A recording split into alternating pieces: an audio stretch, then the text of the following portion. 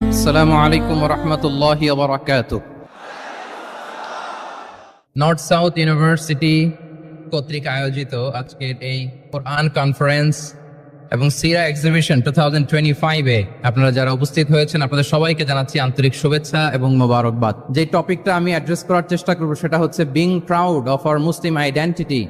আমরা যে মুসলিম, আমরা আমাদের আত্মপরিচয় নিয়ে গর্ববোধ করি কিনা? আমরা যে মুসলিম, আমাদের কোর আইডেন্টিটি যে ইসলাম, এটা নিয়ে আমাদের মধ্যে কোনো সংশয় কাজ করে কিনা? আমরা কোনো ইনফিরিয়রিটি কমপ্লেক্সে হীনমন্যতায় ভুগি কিনা? এই বিষয়টা নিয়ে আজকে কথা বলবার চেষ্টা করবো ইনশাআল্লাহ বিইذনিল্লাহ। আমরা আল্লাহর দরবারে শুকরিয়া আদায় করছি যে আল্লাহ তাআলা আমাদেরকে ইসলাম দিয়ে ধন্য করেছেন।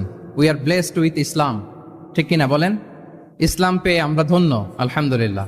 এবং মজার ব্যাপার হচ্ছে আমাদেরকে ইসলামকে খুঁজে বের করতে হয়নি।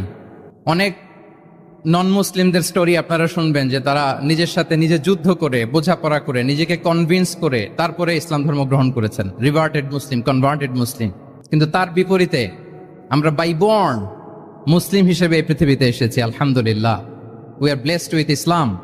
আমরা সবাই জানি যে ইসলাম শব্দের অর্থ হচ্ছে টু সারেন্ডার, কমপ্লিট সাবমিশন। আল্লাহ তাআলার আদেশের সামনে সারেন্ডার করা, নিজেকে ফুললি আল্লাহর কাছে সাবমিসিভ ওয়েতে প্রেজেন্ট করা, এটাই হচ্ছে ইসলাম।